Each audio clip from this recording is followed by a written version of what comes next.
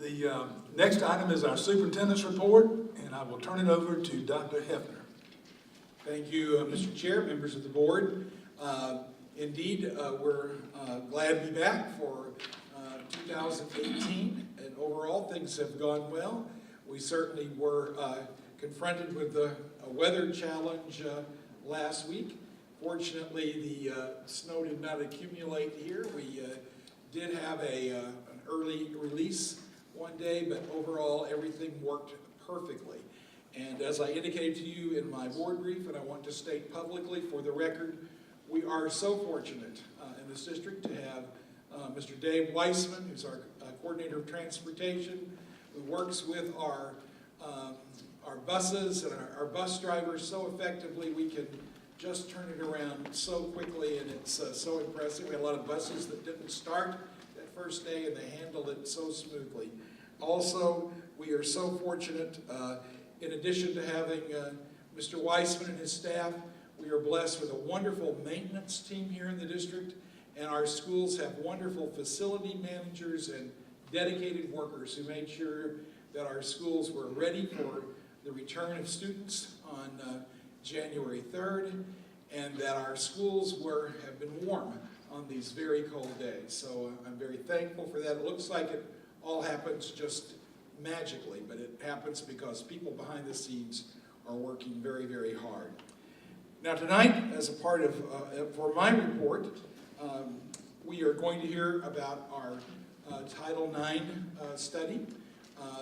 We certainly pride ourselves in all of the opportunities we provide for students in our district, and the breadth of programming that we provide, and the facilities and the support that we provide. And tonight we saw a wonderful example with our state championship cheerleaders and football team. But we want to make sure that we're doing all we need to do, and nothing is ever so good that it can't be better. So our Chief Human Resources Officer, Dr. Allison Jakes, is here to frame our study that we've done on Title IX, and in addition to her duties in Human Resources, Dr. Jakes also serves as the district's Title IX coordinator. So, Dr. Jakes. I'd like to set the stage by talking a little bit about Title IX. Title IX of the Education Amendments of 1972 prohibits sex discrimination in education programs that receive federal funds.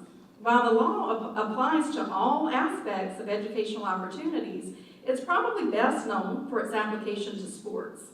Title IX requires that schools provide male and female students with equal opportunities to play sports.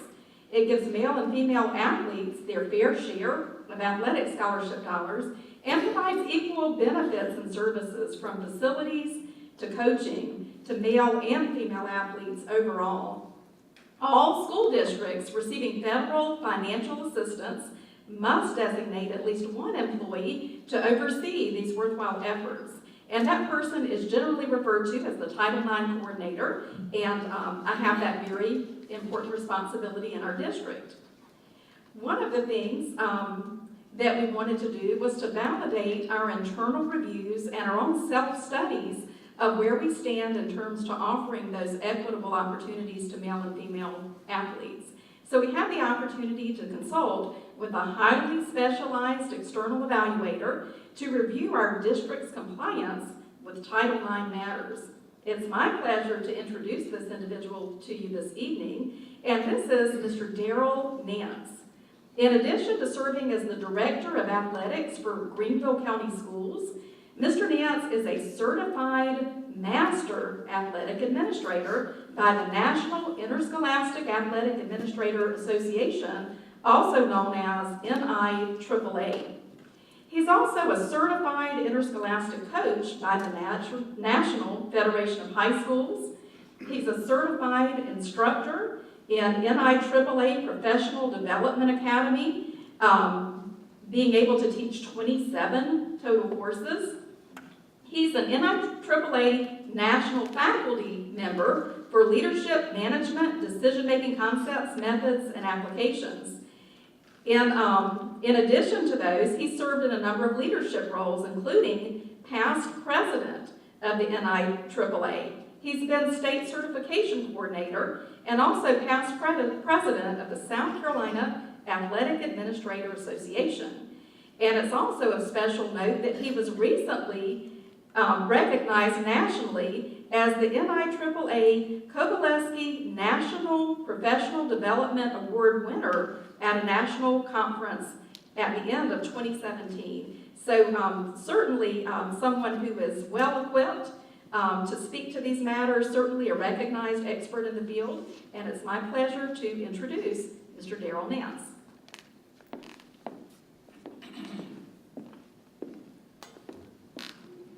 Thank you. Can we get that for the record from my wife? I think that would be really good at home. Thank you for the opportunity to be here this evening and for the opportunity to work on behalf of District 5. I'm Darrell Nance, Director of Athletics for Greenville County Schools, and I do our Title IX coordinating back in Greenville County. So to come down here was a real privilege. I have friends at all three high schools and in the district office, and it was really a great learning experience for me as well. So first thing I want to say is District 5 is in great hands, great shape. The athletic administrators at all three schools who performed the self-evaluation did a fantastic job collecting the data and information that we needed to be able to perform a thorough review. It was well done, it was timely. This started about 10 months ago when our first initial conversations began, when I was contacted by Mr. Dean, and then I came down and met with Dr. Hefner and Dr. Jakes, and we began the process of this evaluation and then moved it into the hands of the athletic administrators at the three high schools. They spent about 6 to 8 weeks collecting the information, the initial set of information, then gave it over to me this summer. We worked on some compilation of that material, and then I came down a number of times throughout the fall to make visits at the schools to put together the final report. The data that was collected, most of it internally, obviously we talked about that, but data included everything from the square footage of facilities to seating capacities of your venues, locker rooms, athletic training rooms, practice facilities, a number of very thorough evaluations of the facilities. All coaches filled out a questionnaire that involved the Playing Fair acronym. Playing Fair is 11 elements that look into equity for any schools in their athletic departments. Athletic interest surveys were distributed among all 9th grade classes at the three high schools, trying to get responses to see if their needs were being met. Finances were not included because you have significant financial policies in place that control that through both the coaches and schools raising money, booster clubs raising money. So that was not looked at because that is part of your compliance issue. So as we look into this, the three prongs of the Title IX effect you're looking at to meet the needs of the students. One is proportionality of participation by the students, and the effect or the intent of Title IX is that male and female participation be within 3 to 5% of 50-50%. That's not going to happen in most high schools, and it does not happen in District 5. The element there is that football, there's no sport for girls like football. And so when you have the successful football team that you have with 150, 180 boys playing, there's going to be that separation. Also, interestingly, Title IX, which does cover really the issues of the underrepresented sex, does not include the championship cheerleading squads. They do not include competition cheer or support cheer. So that takes away a large number of athletes right away. So the inequity is going to be there. And the closest one in this county is 64 to 36. 64% male, 36% female participation in IRMA. So we're not going to be in proportion there. But you only have to meet one of the three prongs. So the second prong then is recent additions to the athletic department. And at both Chapin and IRMA, teams have been added recently, and recently by Title IX OCR it looks at 3 to 5 years. They have added teams in the last 3 to 5 years to their athletic department, which meets the needs of the students. Dutch Fork has not added one, but they have met the criteria because they meet the needs of all their varsity and sub-varsity requirements and requests. So they They haven't had to add any in the last 3 to 5 years. I think the last team they added was in 2011. So they've met the needs there. The third element, or the third prong, is fully accommodating the needs of the students. And that's why the student survey was handed out to all 9th grade students to see what they were interested in. And they get to, they get to choose whatever sport. They get to write down whatever they want. And you had some very interesting suggestions. You had water polo, and you had mixed martial arts, and gymnastics, and a whole bunch of other things. Interestingly enough, the most common request was for badminton. I don't know if they were doing a badminton unit in physical education classes at the time, but the high school league doesn't offer badminton, and there's really not an element to put badminton into the sports right now. But there was no reasonable request, no issue where there was a request for a sub-varsity level team or an additional varsity team that has not already been met at all 3 of the schools. So from the 3-prong aspect, all 3 high schools, thus the district is in compliance with Title IX with those 3 prongs. Now, that's great. Then there's one other issue, and that's the facility issue.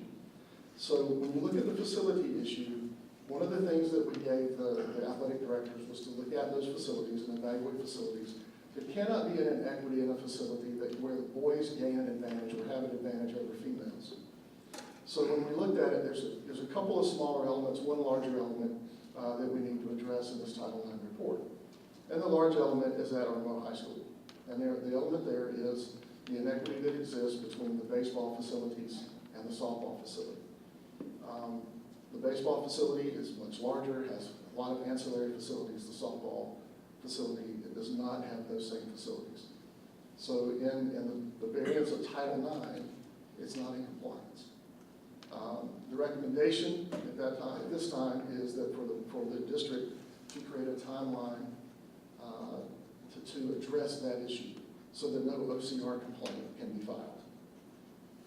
And that's really the only major issue the study revealed. Now there are a couple of smaller issues. One is at Chapin High School. And the Chapin High School issues is around seating between the baseball and softball. Now I understand the facility is new, it's beautiful. I think any school would love to have the softball facility.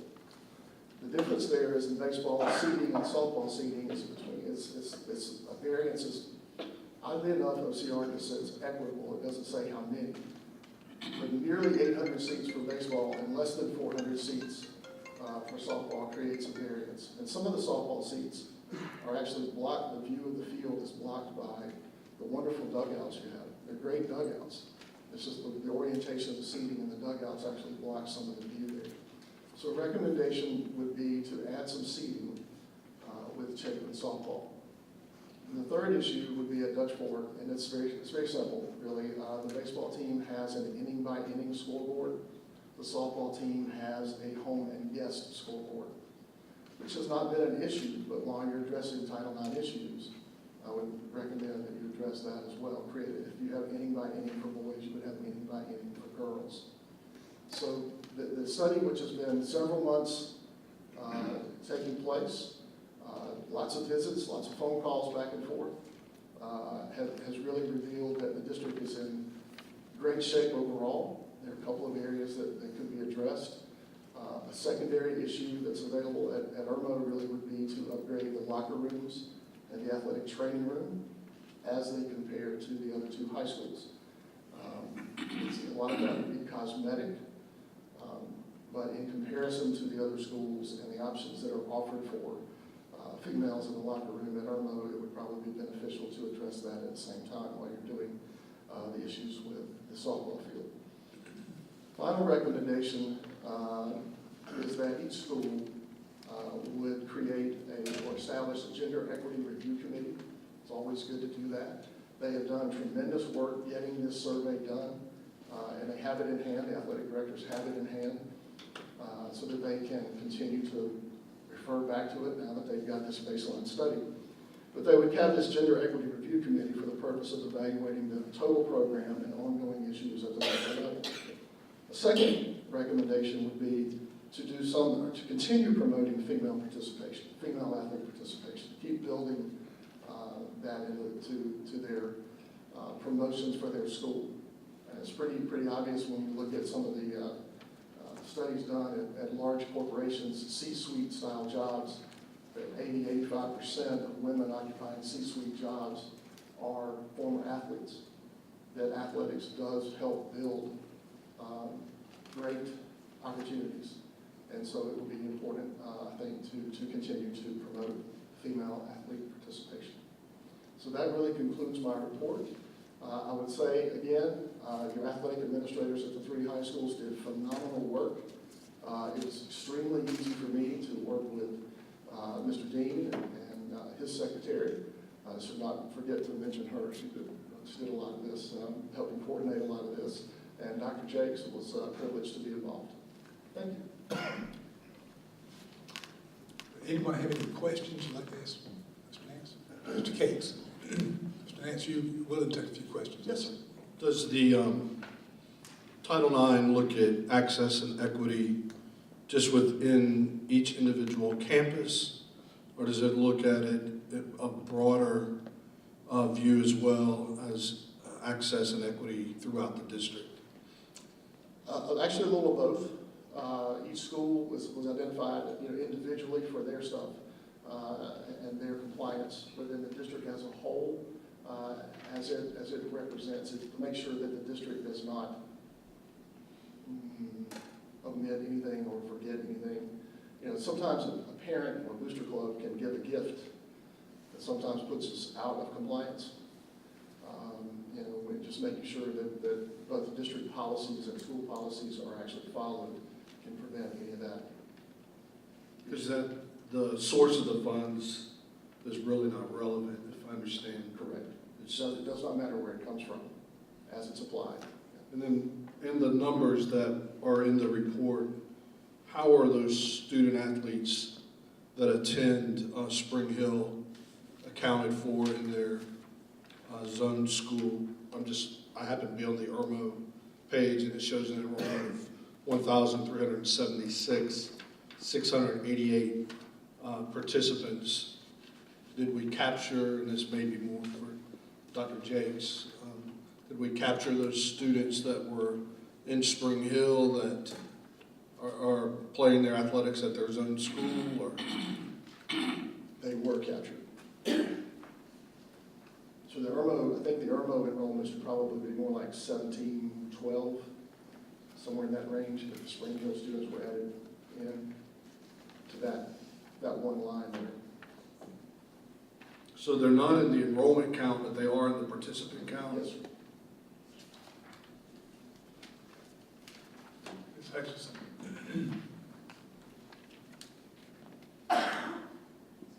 This is a great report, so thanks to all of you who had a hand in pulling it together. I have 2 questions.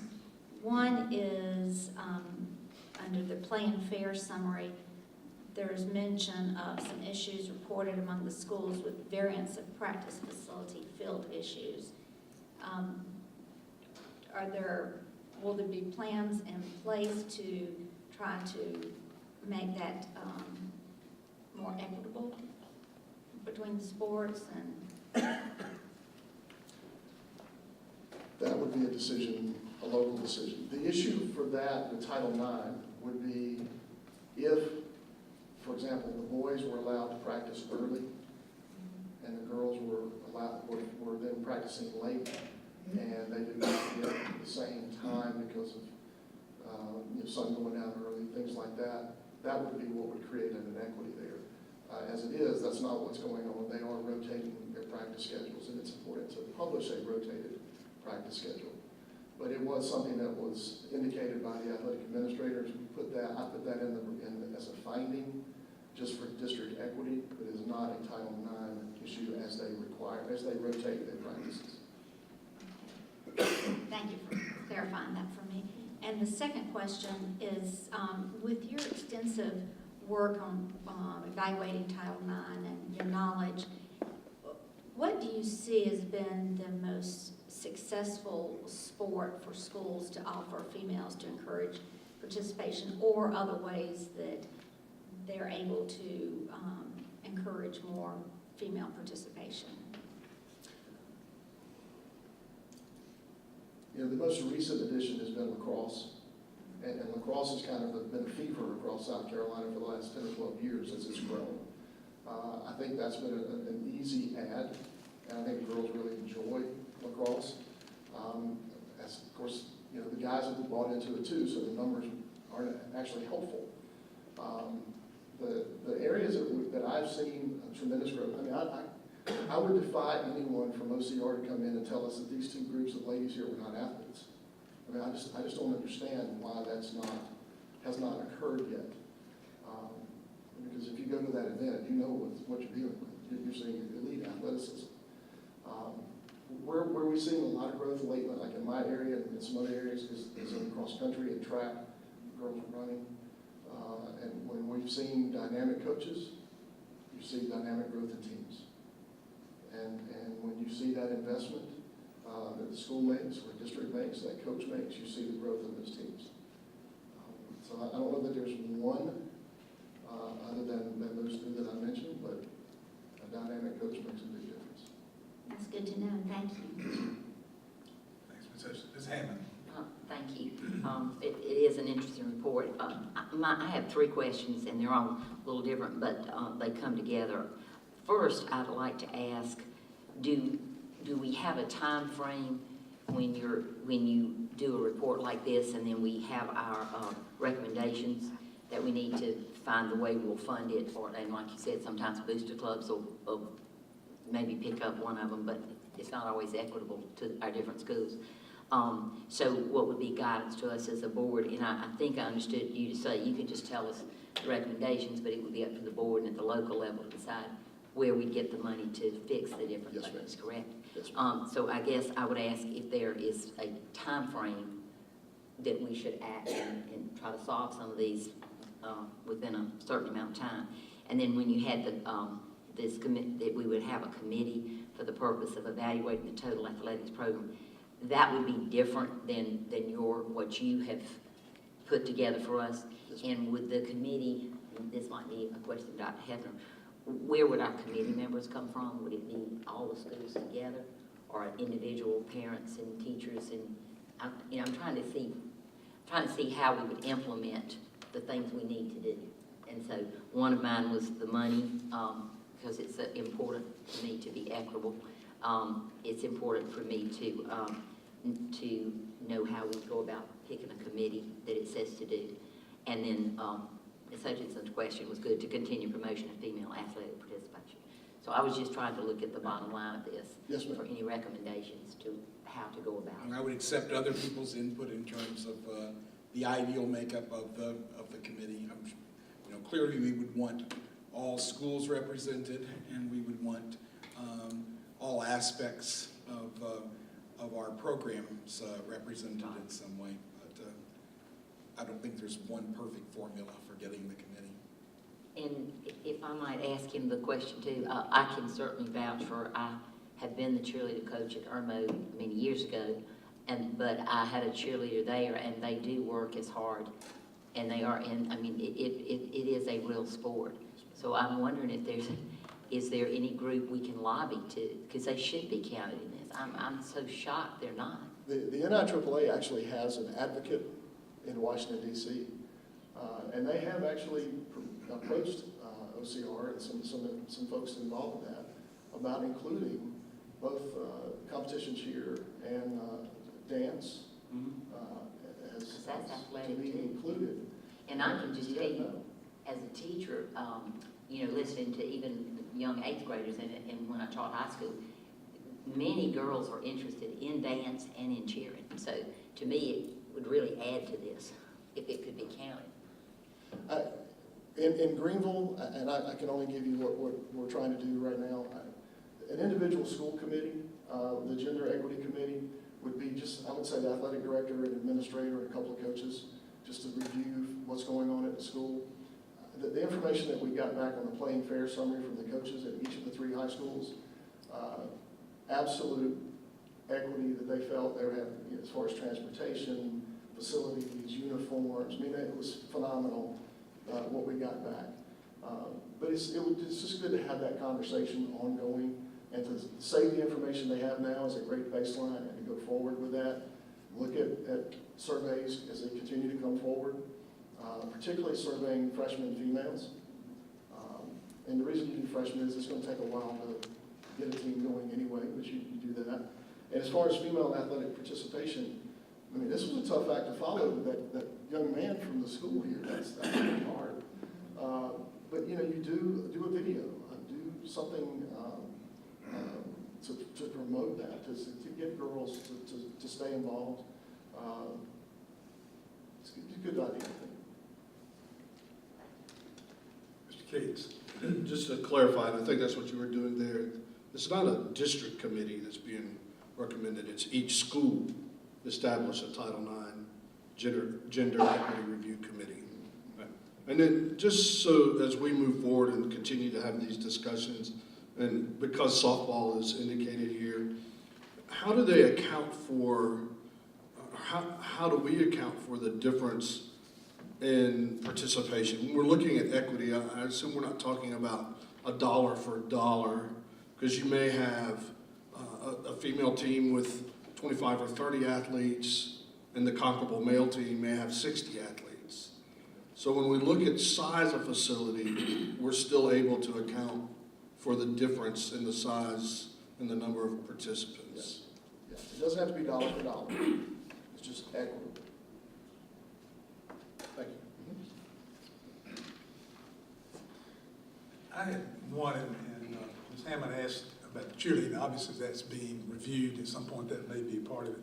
In the event that you had, you mentioned in the action items several things, but just like in the need for press box concessions, a covered batting cage, I would assume I might be wrong, there's a batting cage there, but it's a men's baseball batting cage. Is that correct? Is that, well, Irmo High School.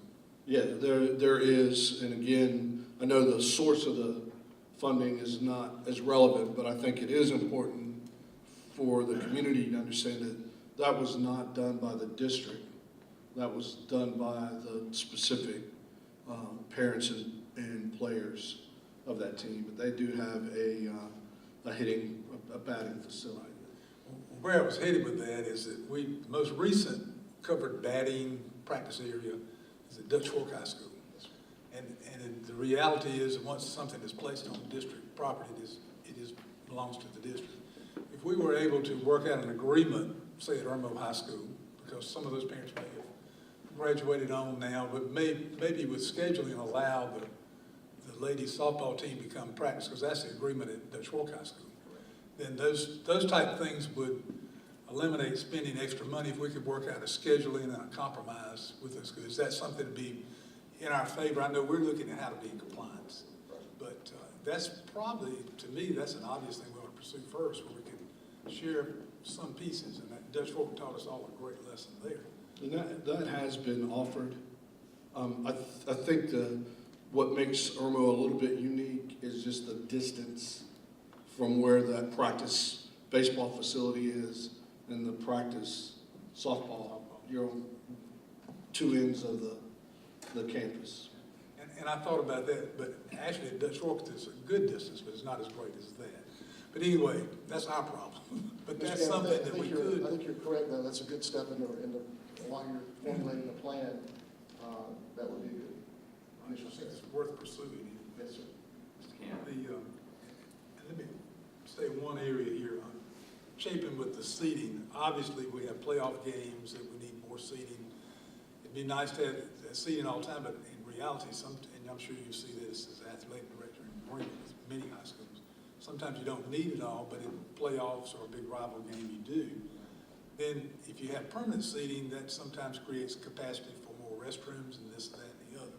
So is it, if we had some type of ready, and we've done this on a number of occasions, have portable bleachers brought in to different teams where they're having a playoff. Chapin is one that comes to mind, even in their football playoff. Is that a suitable solution where possible, especially in say a softball setting where most of the games with seating is adequate, other than if a dugout is blocking view? That's kind of unacceptable. I don't know which of our architects designed that. But anyway, I guess I'm looking Beautiful dugouts. Yeah, they are. They really are. But Or how do you view, how does the compliance view when you bring in, say, for a football playoff, Right. portable seating, portable restrooms, maybe in the same setting with softball at times or baseball, whatever? How's that viewed? And I'm trying not to put the label of a short-term solution. It's just not an issue that you have all the time. Right, right. I actually asked that specific question of a friend who owns her own Title IX company in Philadelphia. I was trying to get a more specific number. She's actually the one who gave me the Title IX pin I wear now. But she, when I was trying to go through that, and she said, well, this is the vagary of OCR, is they don't tell us the exact number. They just say equity. So, and again, I understand exactly what you're asking.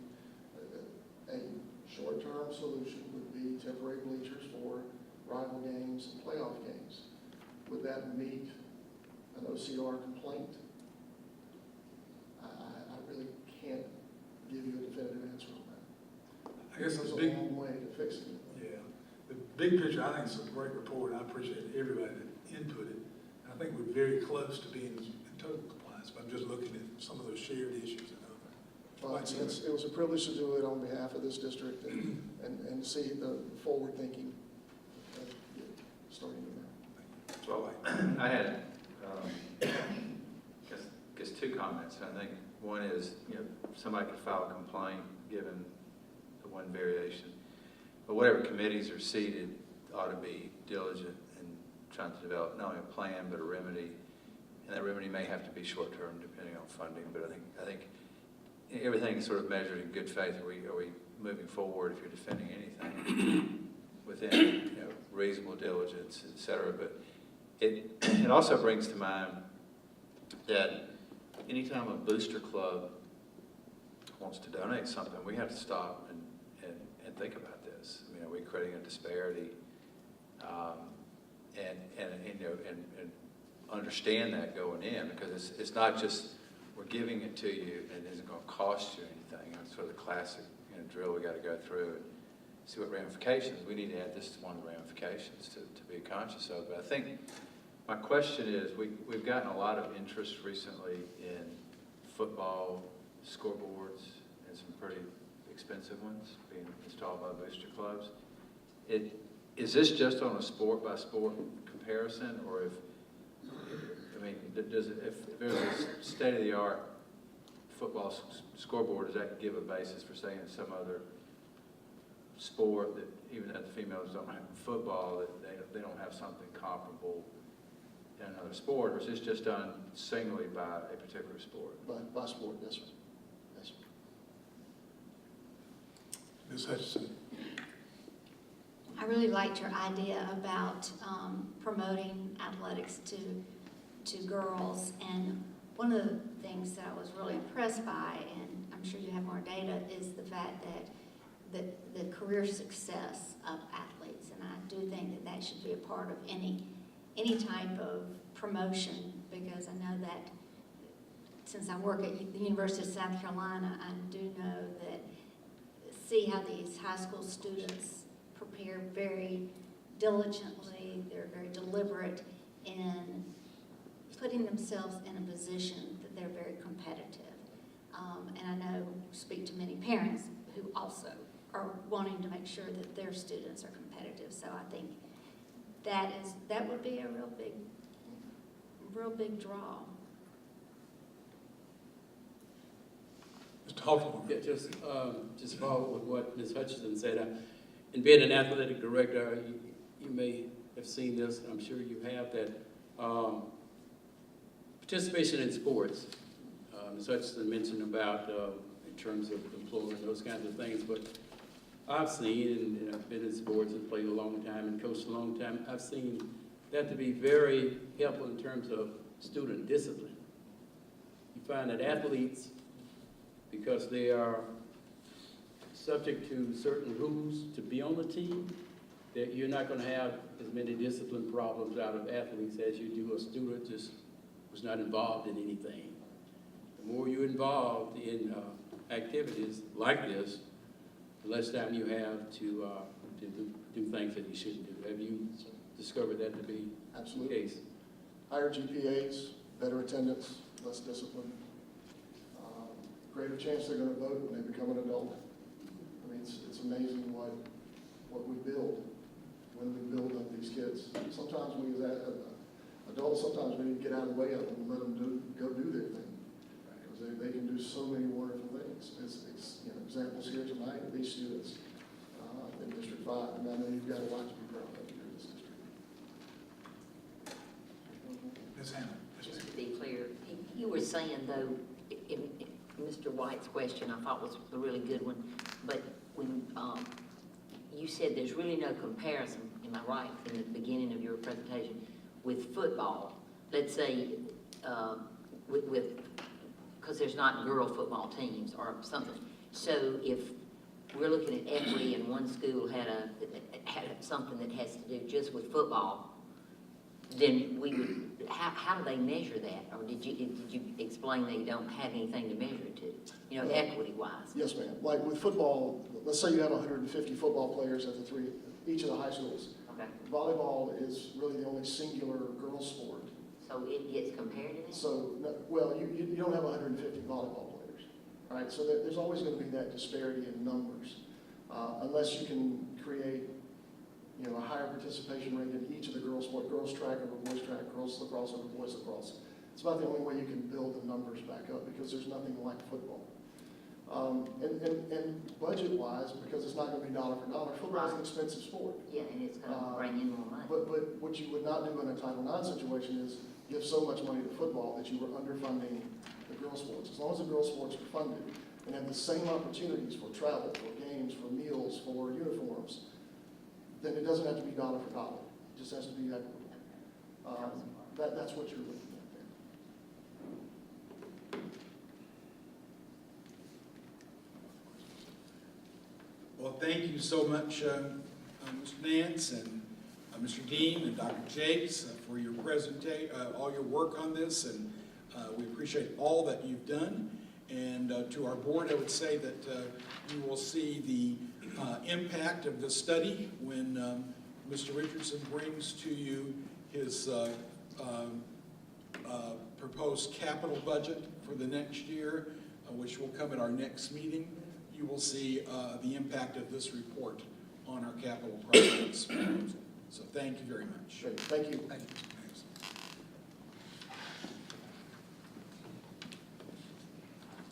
That brings us to item number 12, which is public participation.